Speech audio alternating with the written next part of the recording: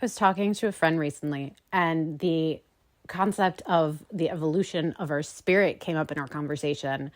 And and yes, this is the kind of subject that comes up in normal conversations in my relationships, and I love it.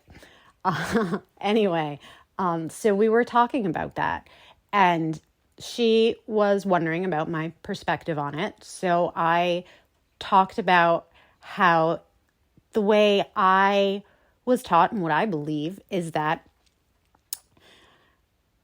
our souls went or go have been through evolution of consciousness. So and our consciousness is what gives rise to matter. So it's like our consciousness in inhabits, for lack of a better word, the minerals, the rocks, the inanimate objects, and that is a certain level of consciousness where there's no self-awareness. And the evolution of consciousness then takes it to plants, where then there's movement, there is some awareness of things outside of itself, though no awareness of the consciousness itself. It's just moving and moving towards what it needs. So it begins to have this consciousness, awareness. And from there, the soul or the consciousness evolves into a more rudimentary one that is the bugs and these the hive mind even of ants, bees, and such, where it's a little bit more than the consciousness in plants, but it begins to have greater movement. It's not so stationary. It begins to have maybe a little bit more conscious awareness of itself in a very, very, not of itself, but moving outward. It begins to have more than the plants. I'm having a hard time putting this into words right now. It's funny, it came so much easier the other day. Anyway, so from there, we then kind of move up into the cold-blooded animals and such, the lizards, the snakes, and it's sort of, there's this expansion of consciousness with each step. At the point of the bugs and the insects, there's, one soul, quote unquote, will be connected to a whole bunch of these, of the physical manifestations of it. So, it would be like one soul for a whole hive or a whole anthill. It's like slowly getting to know itself through these experiences of the material world as it inhabits and creates it. And slowly but surely it goes inhabiting these more complex forms, in a sense, in the material plane. So little by little, the consciousness moves, gaining greater self-awareness as it goes. And then we get into, birds, then mammals, with greater expanding self-awareness. Even within each type, there's more or less, depending upon which type of, I would say, physical being the consciousness inhabits.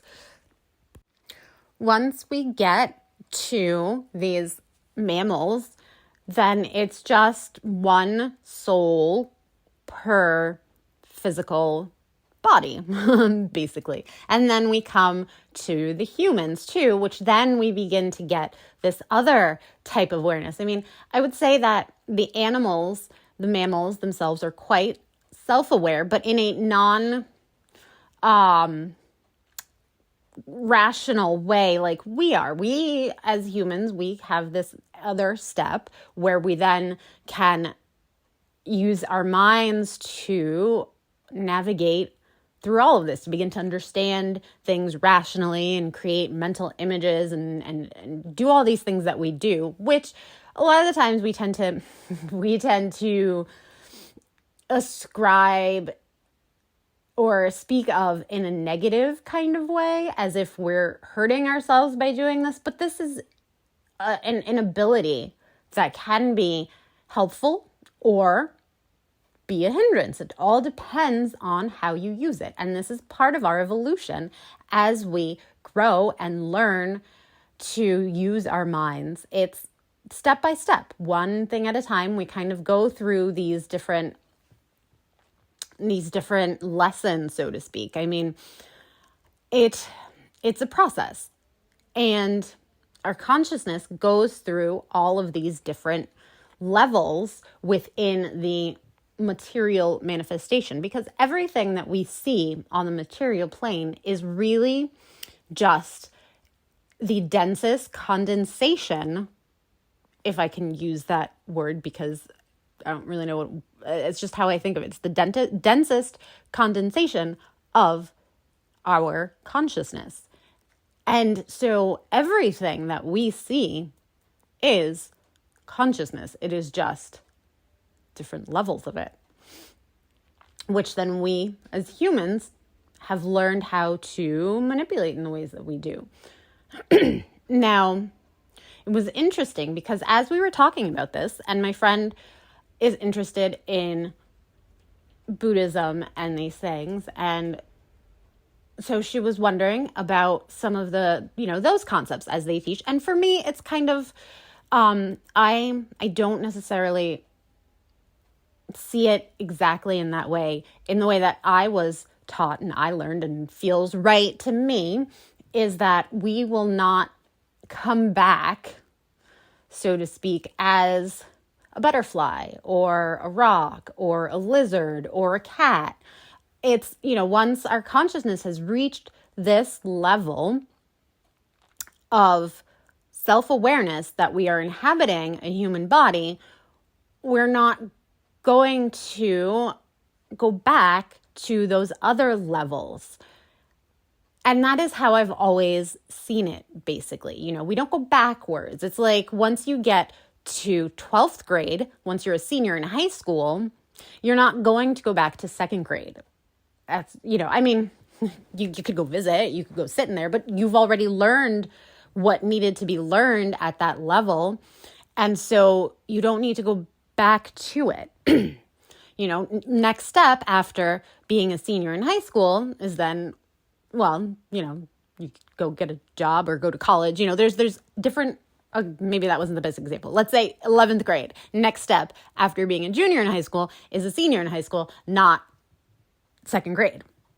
That was a better example.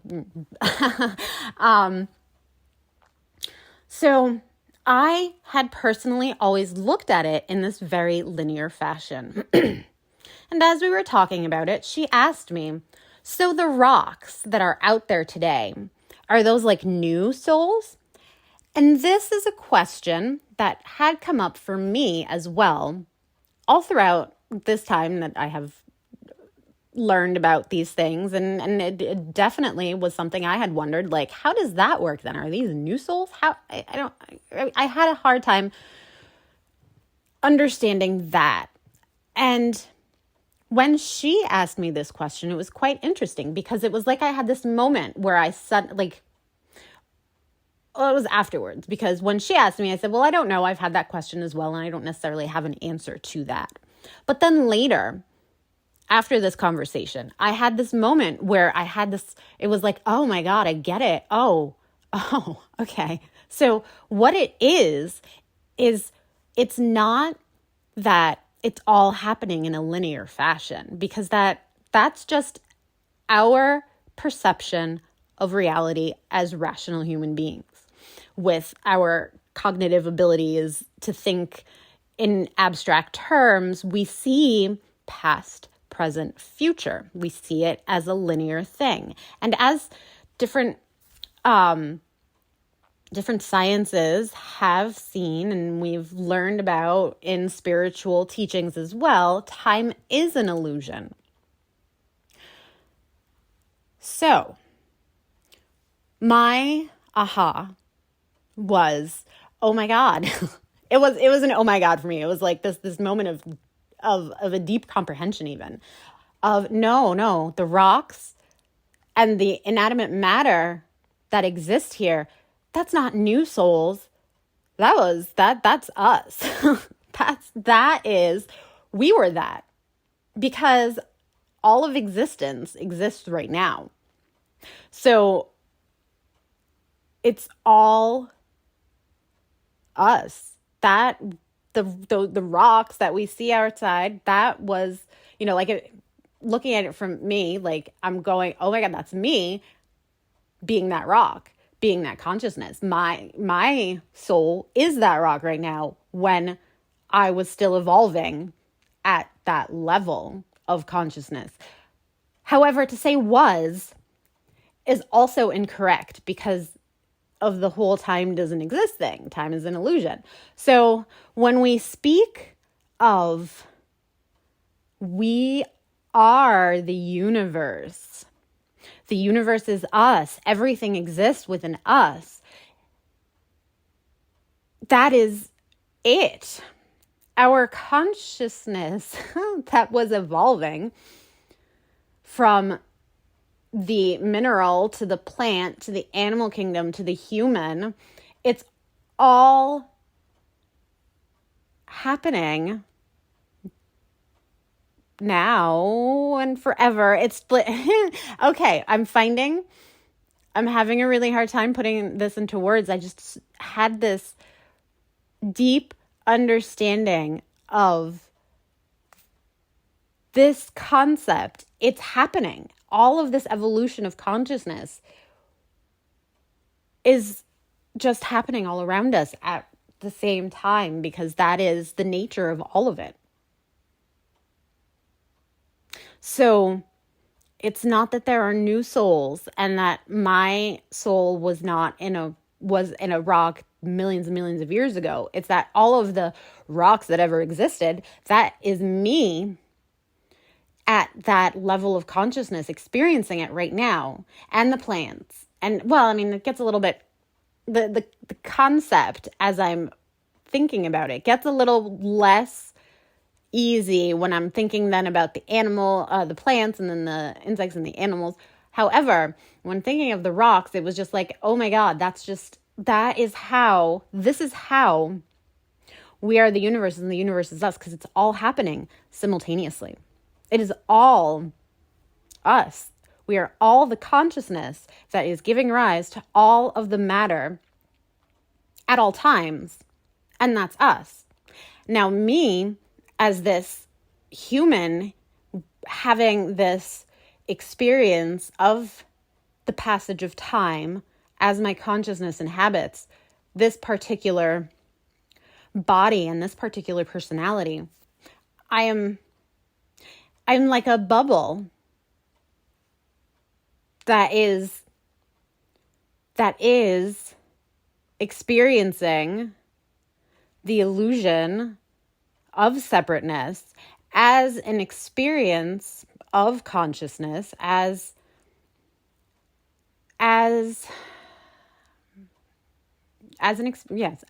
one of the levels that the consciousness goes through. Our consciousness, all of consciousness goes through, is there's this little bubble that pops up into it where this one aspect becomes this personality of me that then seemingly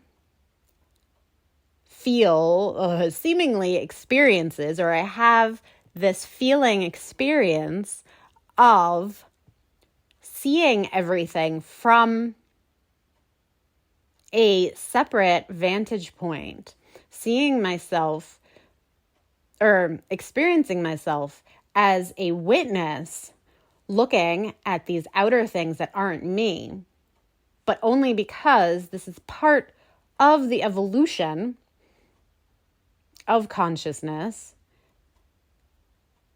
this separateness, this bubble.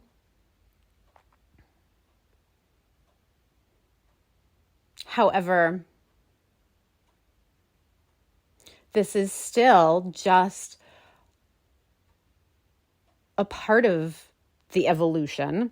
I know I'm kind of losing myself here. It's so difficult to put these things into words. I've been having these really deep emotional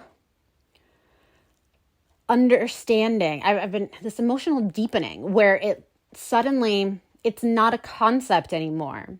It's as if I am experiencing the truth of these concepts. I'm not just thinking about them. I am feeling it. And it's and as I try to put it into words, I find myself simply explaining all of these using the words that all of these spiritual concepts have been using all along. So it's funny because it's like, it feels so new to me because it's this, oh my God, it's this deep understanding. It's like the difference between trying to talk about the sun, being out in the sun and how it feels on your skin when you're not in it versus when you're standing out in it and you're explaining it. It's like, it's the feeling that's different, even though the words are the same. And I'm having this experience with this understanding of how the evolution of consciousness works and how all of the universe is me and how I am all of the universe, because all of this matter that exists, that is part of the evolution of my consciousness and yours and everybody else's, we are just having this part of our experience that is experiencing it as separate.